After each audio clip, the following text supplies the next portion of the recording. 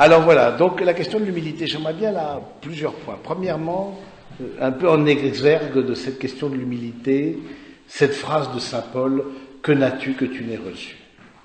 Que n'as-tu que tu n'aies reçu?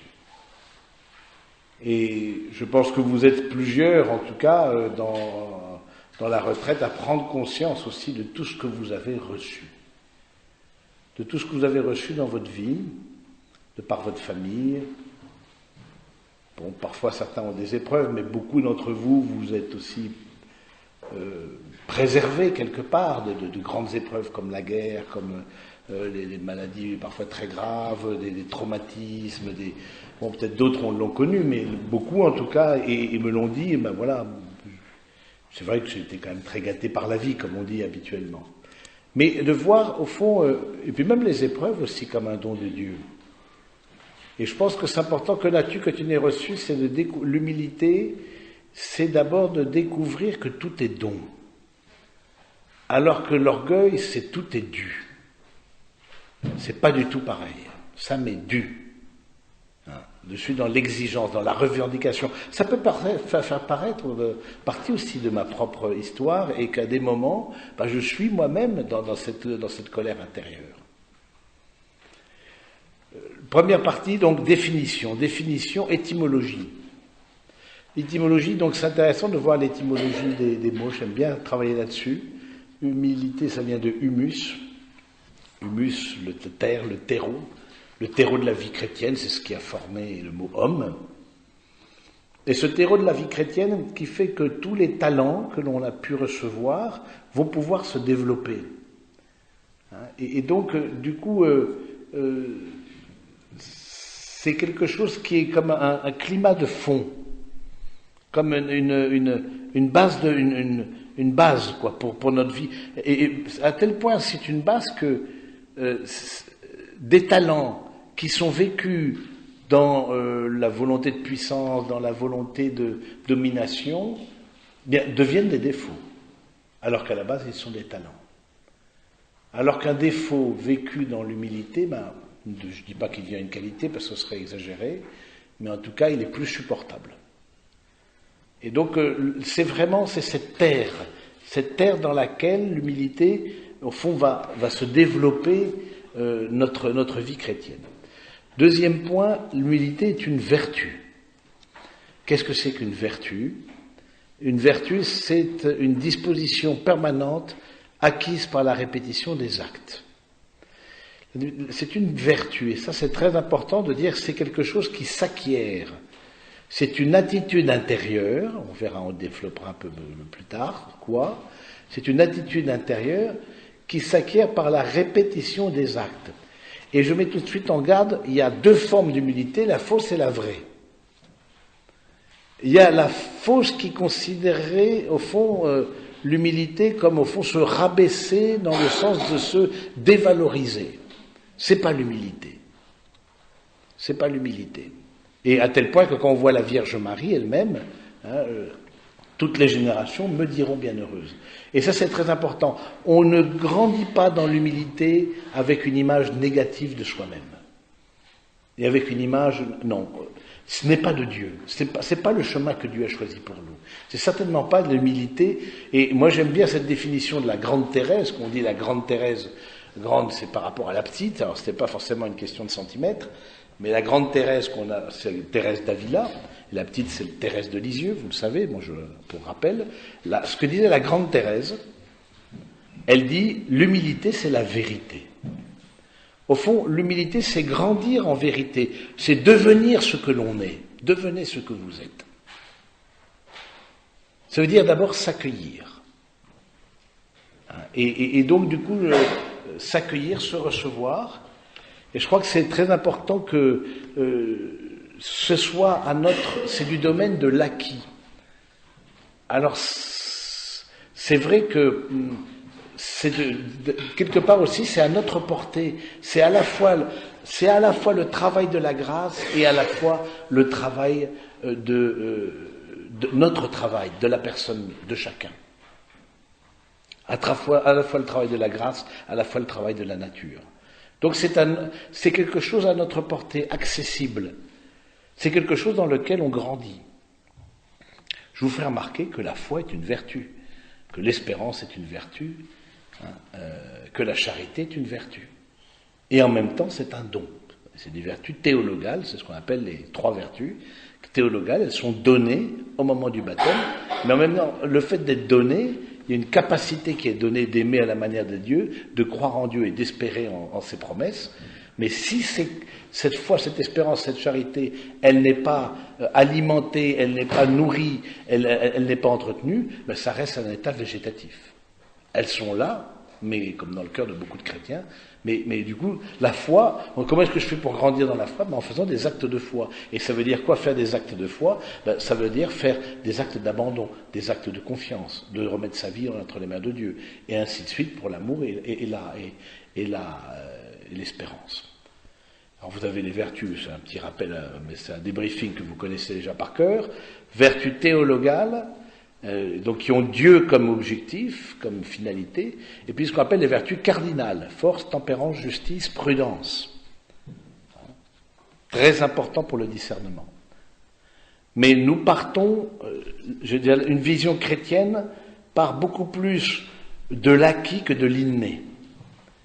Ce qui veut dire qu'il y a une porte ouverte vers l'espérance. Parce que si c'était inné et qu'au fond j'y puisse pas grand-chose, voilà, je me retrouve avec ça sur les bras, et qu'est-ce que j'en fais, quoi.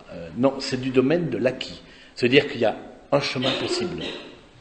Ça veut dire que voilà, si au niveau de ma foi, je sens que c'est difficile, etc. Si ma pauvre fille, ou mon pauvre garçon, t'es tombé au mauvais endroit, Dieu a donné la foi, mais là t'es tombé un peu au bord du chemin, et puis voilà. Non, c'est pas du tout ça.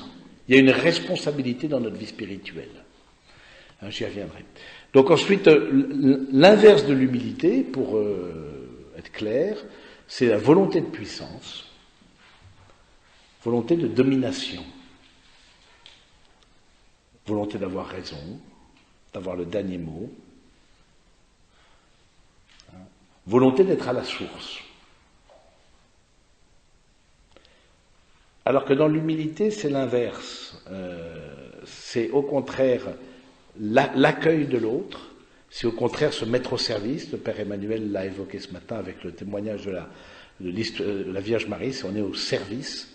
Et même ceux qui ont une charge d'autorité sur d'autres, ils sont au service. Voilà, c'est tout à fait une autre mentalité. J'aimerais bien détailler plusieurs formes d'humilité pour que vous aider aussi à réfléchir de façon plus concrète.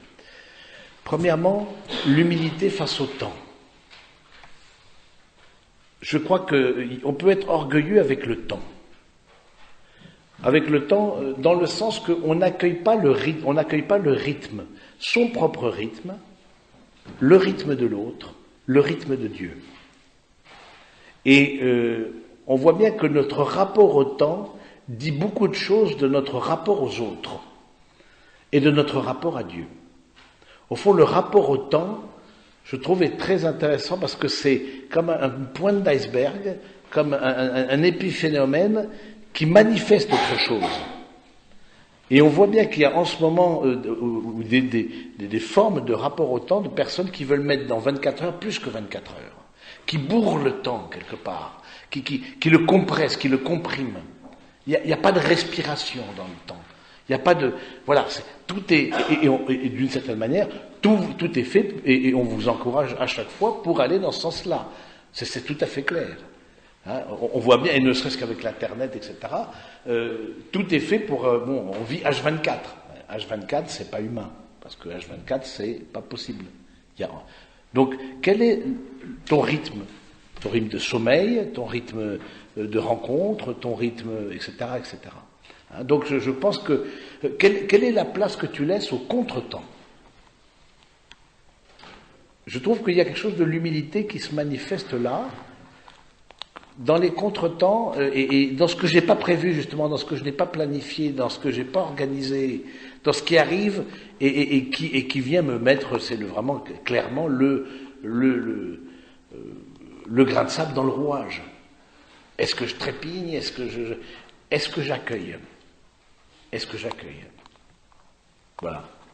Vous voyez, je vous donne un exemple. Juste avant la retraite, le jour même, le 27, oui, bon, le frère Christophe, le frère hôtelier, découvre au fond que la femme de ménage, en fait, n'avait pas fermé, en fait, il y a eu une coupure de d'eau.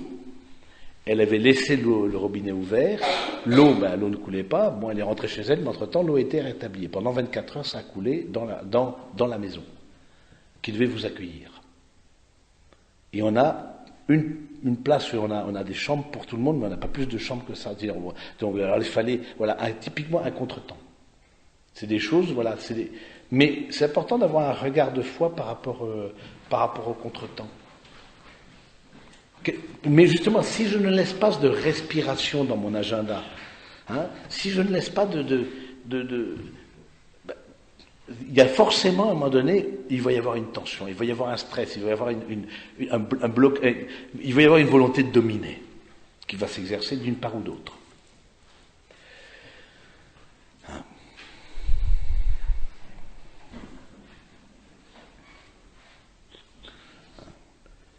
Le temps de Dieu aussi, respectez le temps de Dieu. Certains viennent avec beaucoup de questions, vous n'aurez pas forcément beaucoup de réponses, en tout cas pas forcément en 5 jours des réponses à toutes vos questions, mais je pense que dans votre vie spirituelle, c'est important que vous fassiez aussi preuve d'humilité, c'est-à-dire qu'il y a la réponse pour aujourd'hui. Il y a ça qui m'est donné comme poteau indicateur, il y a ça qui m'est donné comme chemin pour suivre, pour aujourd'hui, le pain quotidien, c'est le pain quotidien. Et d'avoir au fond cette patience. Derrière la question du temps, il y a la question de la patience. La patience par rapport dans ma vie spirituelle, à la découverte, et peut-être je voudrais aller plus vite, je voudrais résoudre des choses, voilà, des attitudes que je trouve en moi, voilà, que j'aime pas, et qui s'opposent à Dieu, qui s'opposent à mes frères, et j'aimerais les résoudre. Il ne suffit pas d'appuyer sur le bouton pour les résoudre. Et ça, on en fait tous l'expérience. Mais justement, de laisser le temps de Dieu, de laisser le temps de la grâce, et simplement de laisser la porte ouverte. Ce que vous avez à faire, c'est ouvrir la porte. C'est pas pour rien que le Saint-Père, dans cette année de la foi, a donné comme document introductif Porta Fidei, la porte de la foi. Il faut ouvrir les portes. Et dans notre Occident, il y a des portes qui sont fermées à Dieu, très clairement.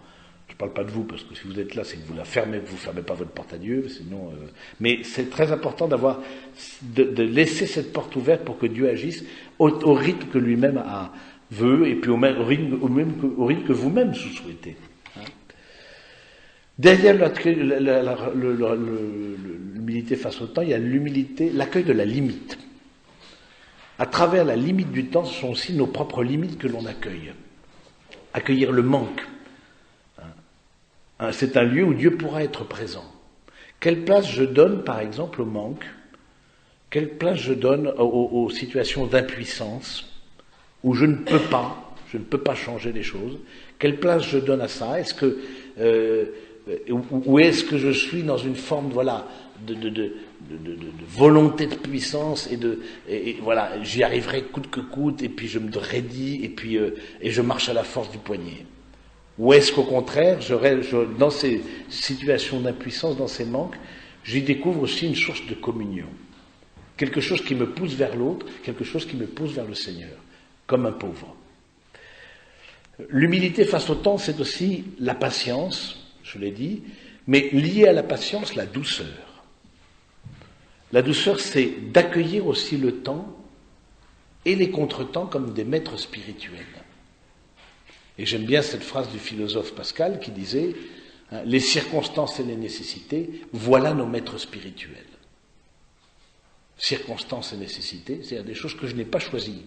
C'est voilà, je suis né dans ce pays, dans cette famille, dans ce temps-là de l'histoire, de l'homme, de l'humanité, avec garçons, filles, etc. Il y a des tas de choses que je n'ai pas choisies. Le Seigneur nous demande, dans un regard de foi, être humble, c'est accueillir comme une chance, comme une grâce, tout ce que l'on est et tout ce que l'on a, et tout ce que, voilà, ce qui fait notre humanité. Et ça c'est une relation. En revanche, mais justement, je voudrais pas être binaire, parce qu'on passe par les deux états en même temps. Et je veux dire, séparation entre orgueil et humilité, c'est pas nous les humbles ici, puis à l'extérieur, voilà, on n'est pas le carré des justes au milieu des pécheurs. Je veux dire, cette limite, elle passe à l'intérieur du cœur de chacun. Et on veut vivre les deux en même temps, à la fois la colère, à la fois la rébellion, à la fois la volonté de puissance, à la fois l'humilité, le service et l'abandon. Donc c'est mélangé dans notre cœur. Il y a un combat intérieur, il y a un combat spirituel.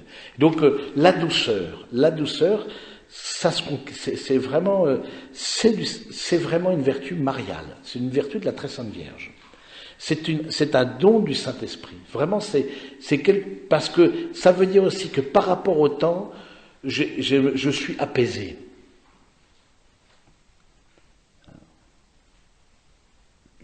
Je suis apaisé. J'ai comme eu un lâcher prise. Un deuxième aspect, c'est l'humilité face au corps,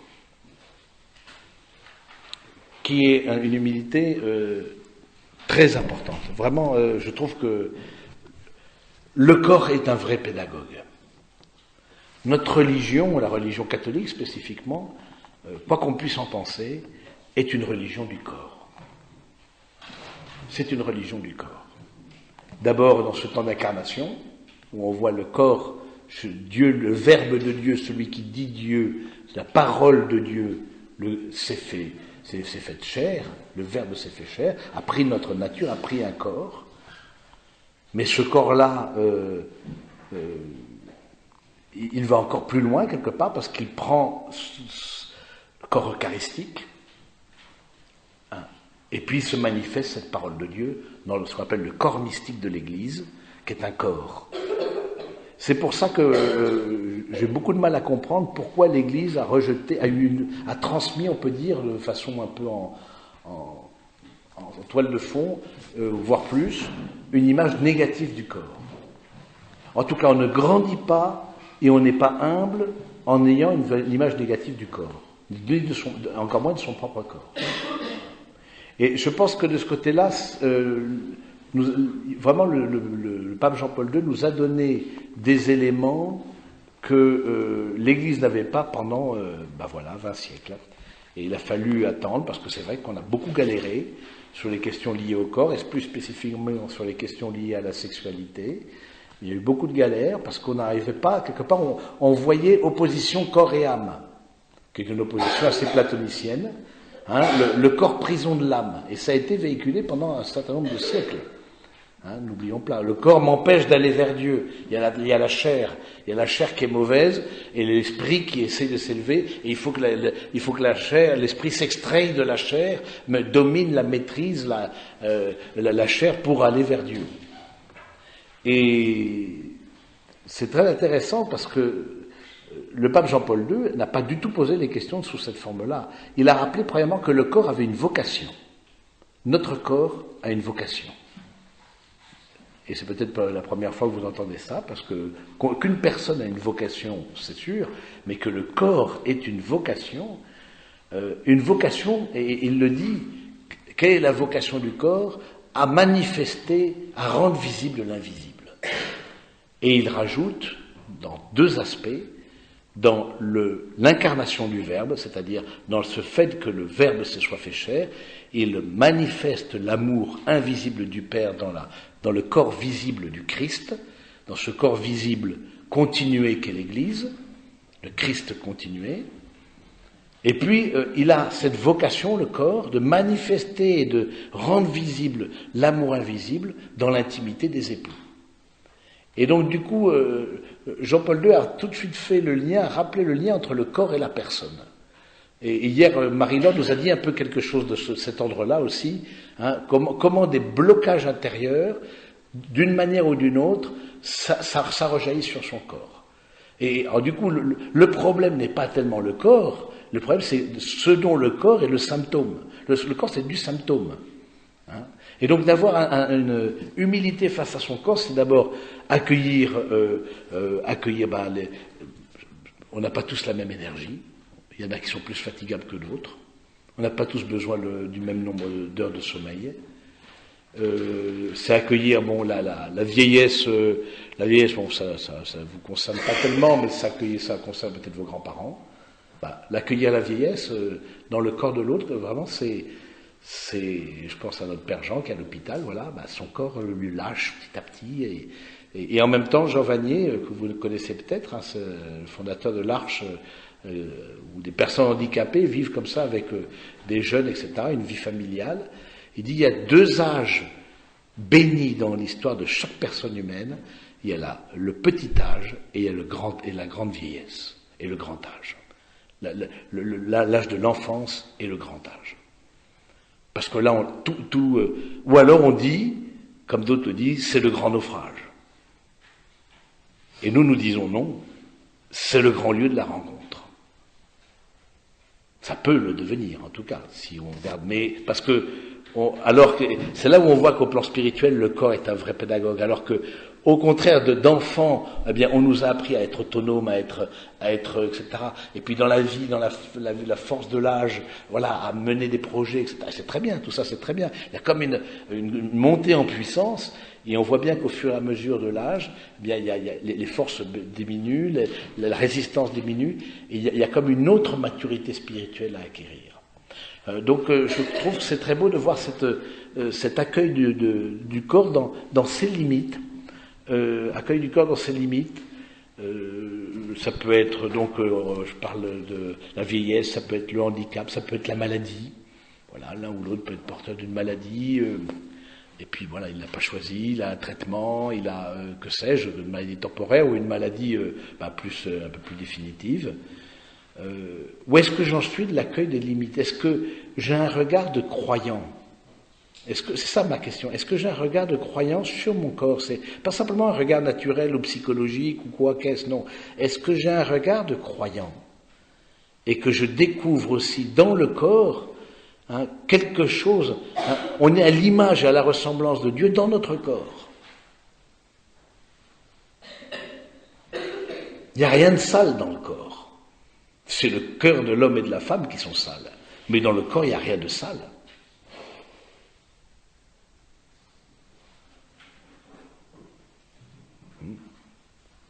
Ça mènerait à un grand développement, mais en tout cas, donc, revisiter ça.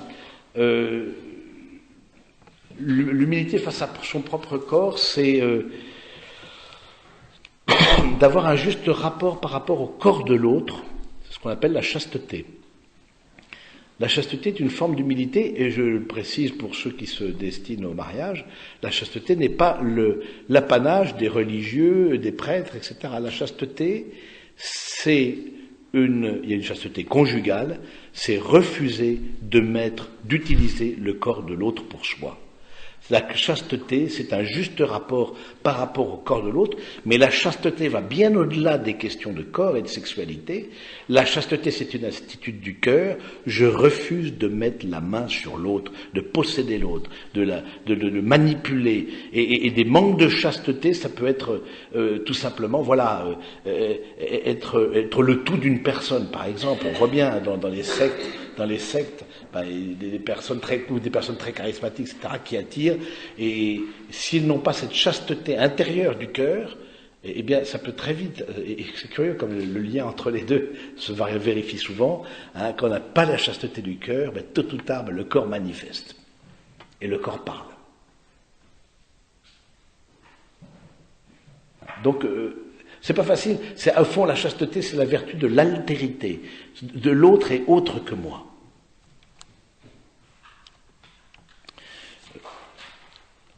Par rapport au corps, c'est aussi accueillir, c'est revisiter son rapport à la nourriture, en trop ou en pas assez, son rapport à l'alcool, en trop, pas assez, je ne sais pas si on peut dire pas assez. Bon, chez Spi, on dit pas assez, mais bon. Mais c'est ce rapport à l'alcool. Oui, c'est quand une personne, par exemple, alcoolique, vient me voir, ou une personne, a ou des difficultés par rapport à la nourriture, que ce soit l'anorexie, que ce soit la boulimie, que ce soit, faut toujours chercher de quoi c'est le signe.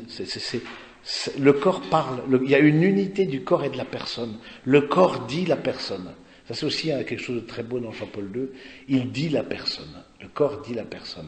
Donc du coup, c'est pour ça que il n'existe pas des personnes qui soient des légumes, par exemple. Hein. C'est ce qu'on appelle l'état neurovégétatif. Une personne qui a eu un AVC très grave ou le coma, ah ben c'est un légume. Non. Nous disons, ce corps-là qui peut-être il ne peut pas s'exprimer, ne peut pas se mouvoir, a besoin de tas de respirateurs autour de lui, etc., de machines, nous disons que par son corps, il y a sa personne qui est présente. Et donc, par le corps, je donne aussi les soins à sa personne. Et c'est intéressant de voir, par exemple, pour les enfants, les nourrissons, la manière de les aimer, leur personne, ça passera par le corps. Les personnes grandement handicapées, c'est pareil. Les personnes grandement malades, il n'y a plus que par le langage du corps, à un moment donné. Et ça, je trouve, c'est très beau. Et donc, justement, par rapport à ça, de voir au fond, le corps peut être la source aussi de compensation. Et de compensation parce que, voilà, que ce soit au niveau de la nourriture, de la boisson, au niveau de la sexualité, voilà, je suis plus dans une logique de manifester l'amour, je suis dans une logique de compenser quelque chose, et en fait, il faut que, voilà, et petit à petit, je prenne, ou la drogue, hein, je pense, il faut aussi prendre la question de la drogue, mais parce que du coup, ça me fait être à l'aise dans mon corps, du coup, voilà, ça me donne une respiration, mais au lieu de voir en amont, mais pourquoi est-ce que tu arrives dans cet état-là? Qu'est-ce qui fait que dans ta vie de foi, parce que c'est dans ta vie spirituelle, ta vie humaine, il faut revisiter les deux, et de voir qu'au fond le corps manifeste quelque chose parfois d'un déséquilibre intérieur. Parfois, hein, donc c'est... du coup, il faut reprendre... Et c'est souvent que quand on remet sa vie spirituelle en place, c'est comme, on remet Dieu à sa place, c'est comme tout s'emboîte, vous voyez, tout devient clair quelque part, tout prend une finalité. Alors, c'est pas magique, il faut aussi avoir une patience avec son corps, on n'a pas forcément une maîtrise de son corps, on a des pulsions, on a des tas de choses que l'on ne maîtrise pas forcément. Mais en même temps, de se rappeler que au fond, que le corps, la vocation du corps, comme la vocation de la personne, le corps est fait pour le don. C'est une vocation au don, à l'offrande quelque part, à la communion. On est tous appelés à la communion. Et c'est par son corps livré sur la croix que Jésus lui-même nous a ouvert la possibilité d'une communion à nouveau avec le Père. C'est bien par le corps, et jamais sans lui. Voilà. Humilité, autre point, humilité et intelligence. L'intelligence supérieure, c'est une intelligence qui a grandi dans l'humilité. C'est quoi l'humilité de l'intelligence? L'humilité de l'intelligence, c'est de ne... Parce que dans l'orgueil de l'intelligence, il y a une difficulté qu'il n'y a peut-être pas dans les autres formes d'orgueil. Voilà, quand on manque de chasteté, quand on est alcoolique, quand on est impatient, on est colérique, voilà, quelque part on s'en rend compte. Et puis il y a un peu la honte qui vient avec, du coup mais dans l'orgueil de l'intelligence, on ne s'en rend pas compte. C'est quelque chose qui ne se maîtrise pas tellement. Et donc du coup, c'est les autres qui s'en rendent compte. Mais pour nous, c'est plus difficile de mettre la main là-dessus. Donc l'orgueil de l'intelligence, parlons plutôt de l'humilité, c'est d'abord de mettre, que l'intelligence ne se prenne pas pour source. Ça veut dire quoi? Que l'intelligence se laisse féconder par le réel. Et dans ce réel, il y a les personnes qui m'entourent, il y a la création, il y a Dieu. Et donc, au fond,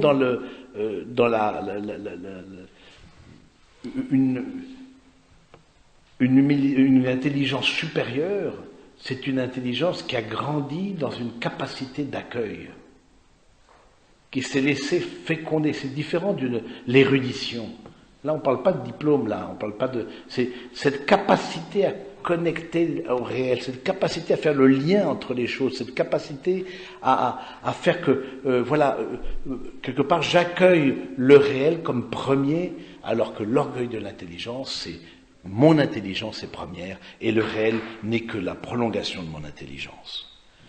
Vous avez un peu quelque chose qui est assez semblable chez un philosophe, par exemple Descartes, le fameux doute cartésien, il dit il faut douter de tout, mais je ne peux pas douter que je pense, parce que si je pense, c'est bien que je doute, et si je doute, je pense, donc du coup, voilà, je pense, donc voilà, donc je vais partir de ma pensée.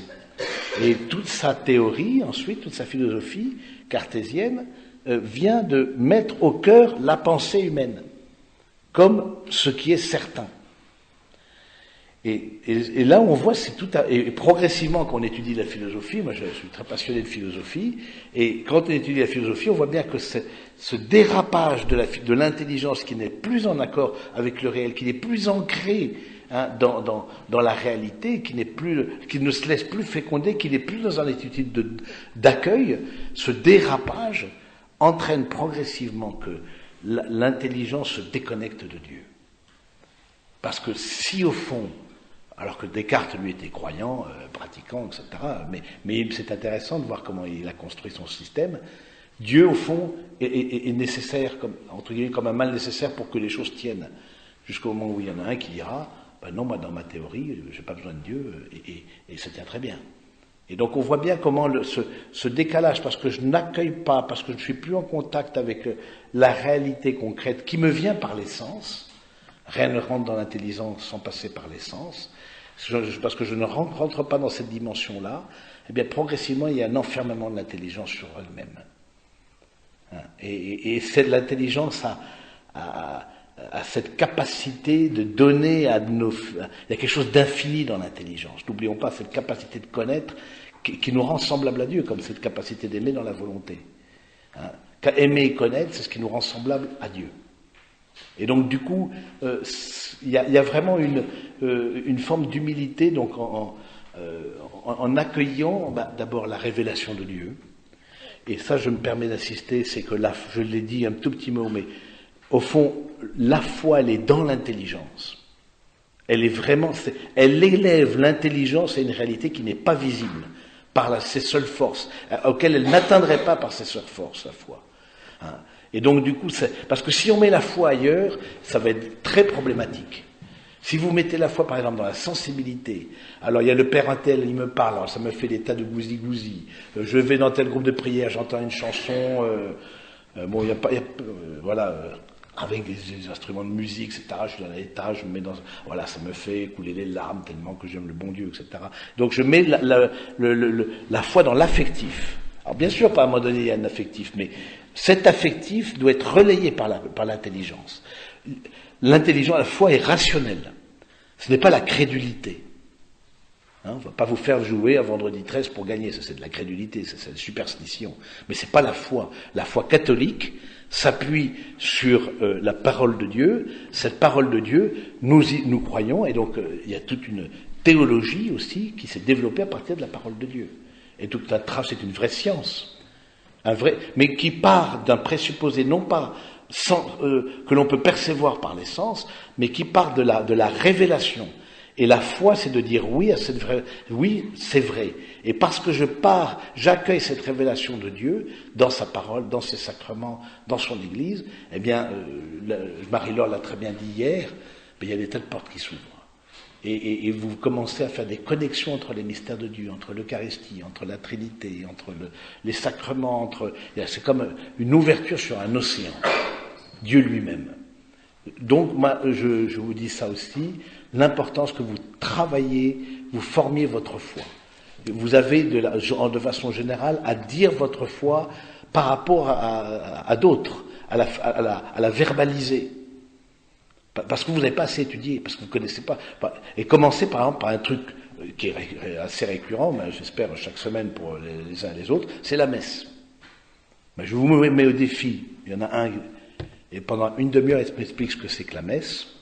Comme ça, est-ce que vous savez ce que me dire, moi je suis païen, c'est quoi la messe où tu vas, etc., qu'est-ce qui se passe, c'est quoi pourquoi on s'assoit, pourquoi on se lève, pourquoi il n'y a pas de Gloria pendant le carême, pourquoi le prêtre il est en violet, en blanc, en machin, etc. C'est les modes, c'est quoi.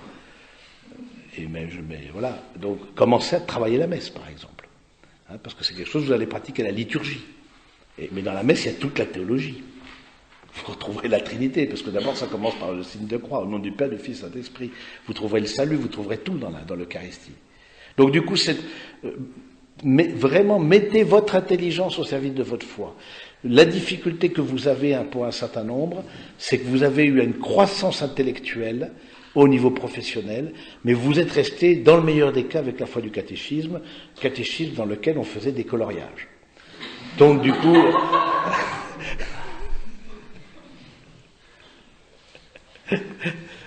Donc ça rappelle du vécu. Donc du coup, voilà, du coup, du haut de votre formation professionnelle, vous jugez quelque part votre vie de foi. Ben, on vous dit, mais évidemment, ça c'est comme le Père Noël, quoi. C'est comme les mythes romains, etc. On m'a dit ça pour m'endormir le soir, mais quelqu'un d'adulte, intelligent, va pas croire ça. Parce qu'il ne connaît pas, tout simplement. Donc, d'ouvrir l'humilité de l'intelligence, c'est d'accueillir la révélation. À un moment donné, de dire oui, je crois. Et parce que je crois, je commence à travailler les mystères de Dieu, mystère de la Trinité, mystère de l'Eucharistie, puis le mystère de la Vierge Marie, le mystère de l'Esprit Saint. Mais plus vous allez, plus vous faites les connexions entre les choses, plus les choses vous parlent, s'éclairent l'une l'autre, etc. Et vous pouvez aussi dire pourquoi vous croyez et en quoi vous croyez. Voilà, j'étais très marqué dans un lycée catholique, là où je suis intervenu pour faire un peu de pub pour l'aumônerie étudiante dont je m'occupais. Il y avait des BTS. Alors je demande qu'est-ce qui est baptisé. Bon, grosso modo la moitié. Et qu'est-ce qui est pratiquant? Voilà, c'était tout surtout des filles. Les filles musulmanes levaient la main et expliquaient très bien leur foi, etc. C'était très bien. Bon, côté catho, là, on a dit c'est catho. Je veux dire, on est en milieu, voilà, plutôt, c'est pas milieu hostile, quoi, bon, on le suppose, quoi. Mais, et donc, pas une n'a levé la main pour expliquer ce qu'est la foi catholique. Ça, moi, je trouve qu'il y a un énorme problème. Ça, c'est aberrant, quoi. Je veux dire, parce que ça veut dire qu'il y a quelque part quelque chose qui n'a pas du domaine de l'intelligence de la foi, qui n'a pas été vécu. Hein. À force de construire la foi sur de l'émotionnel, à grands coups de temps fort, etc. Oui, c'est bien, mais il faut bosser. Et il faut apprendre. Et voilà. Pas peine de s'énerver, donc du coup... Sinon, on manquerait d'humilité. Je crois que bref. Alors, le réel, voilà. Donc, grandir dans la connaissance pour améliorer. Parce que la difficulté dans l'orgueil, c'est qu'on peut donner à nos désirs l'infini de l'intelligence. C'est ça la difficulté. Si on n'est pas dans l'humilité, on peut se servir de l'intelligence et de cette capacité infinie. Parce que, rendez-vous compte que l'intelligence amène la capacité de contempler Dieu.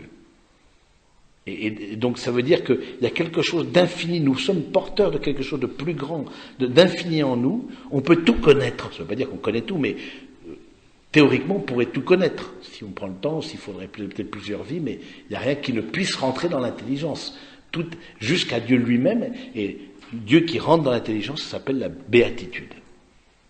Être bienheureux, c'est Dieu qui rentre dans son intelligence et qui l'éclaire de son mystère.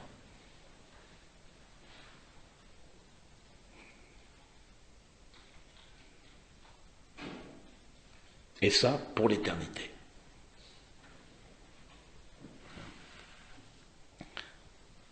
Donc la foi rend humble. Et elle élève notre intelligence. Elle ne la rabaisse pas, elle l'élève. Mais la foi demande cette humilité des pauvres de cœur, cette première des béatitudes, qui est au présent. C'est intéressant, la première est au présent. Les autres sont au futur, la première est au présent. Heureux les pauvres de cœur, le royaume des cieux est à eux. Les autres, ils seront consolés, ils seront machin, etc. etc. Mais, voilà. L'humilité de la volonté. La volonté, c'est cette capacité d'aimer, cette capacité de décision, cette capacité de choix.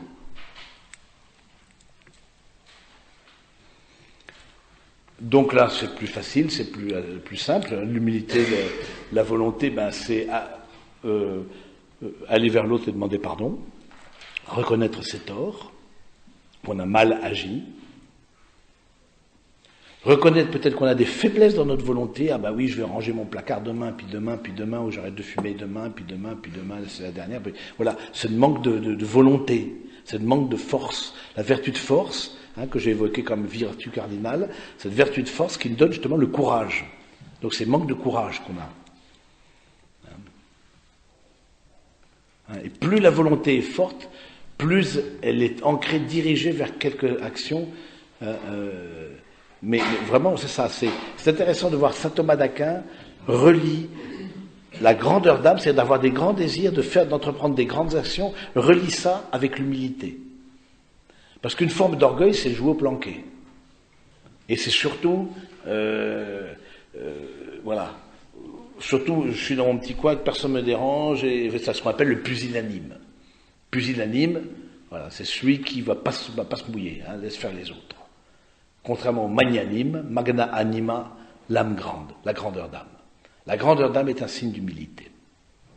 Le courage est un signe d'humilité.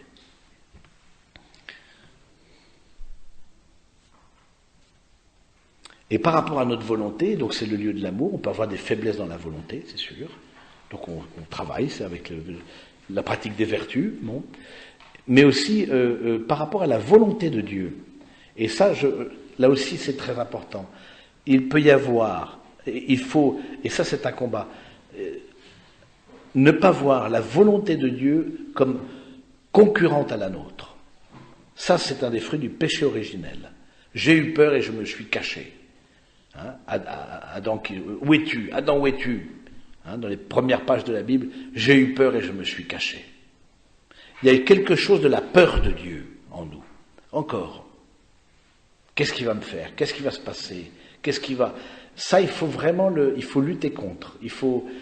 Qui fait qu'on ne prie pas, par exemple, qui fait qu'on ne grandit pas dans la vie de foi, parce qu'il y a comme une réticence, il y a comme, vous voyez, ou alors, je vais pas me faire avoir. Oui, les autres ils se sont fait avoir, mais moi je reste sur mon compte voilà, avec ma fierté. Moi, je suis supérieur à tout le monde. Je suis supérieur à tout le monde. Les autres, il faut bien une béquille pour marcher. Voilà, ils ont la foi. Voilà, les pauvres, voilà. Moi, je suis autonome. Ça, c'est l'orgueil dans la volonté.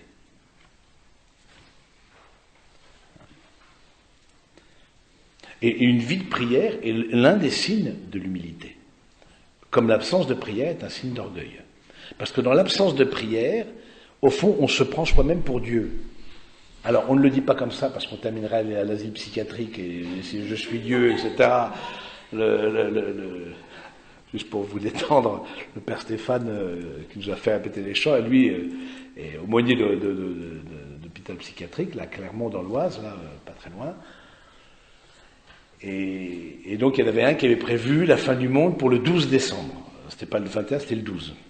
Mais pourquoi vous ne me croyez pas, etc. Il faut que vous me croyez.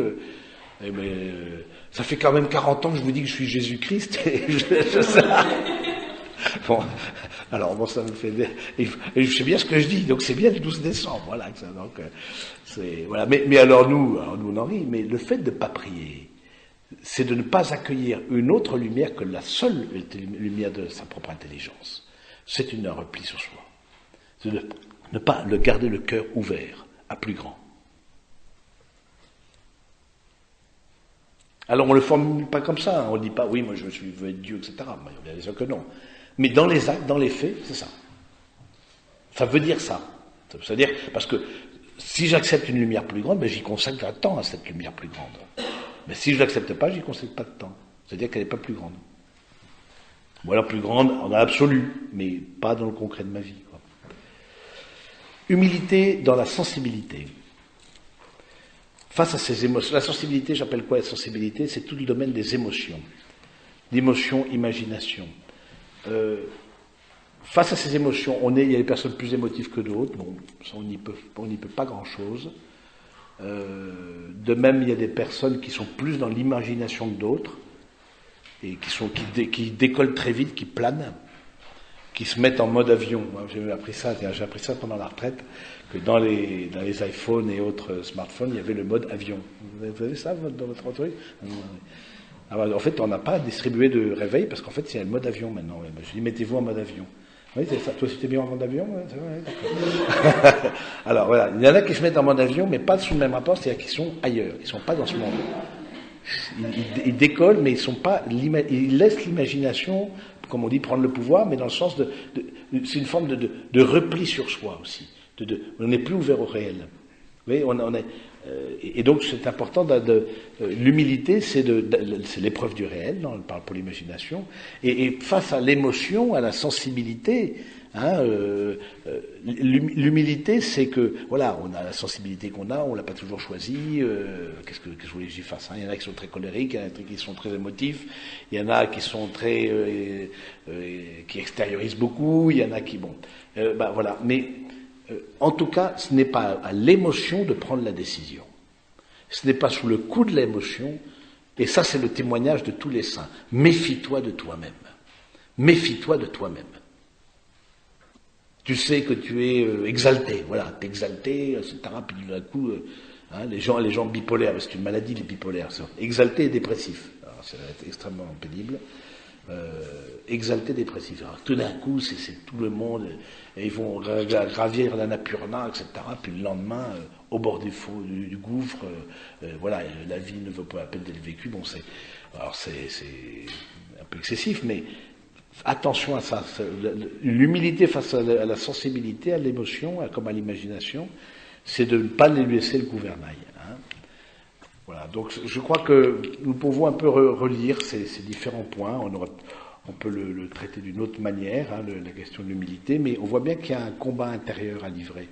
Et vous puissiez prendre du temps pour relire un peu par rapport au temps lui-même, justement, par rapport au corps, à l'intelligence, à la volonté, à votre sensibilité, par rapport au courage et à la capacité d'agir, dont j'ai parlé, de voir où est-ce que j'en suis de cette humilité. Et de demander justement au Seigneur, parce que pour que ma vie porte du fruit, il y a quelque chose de l'humilité qui doit être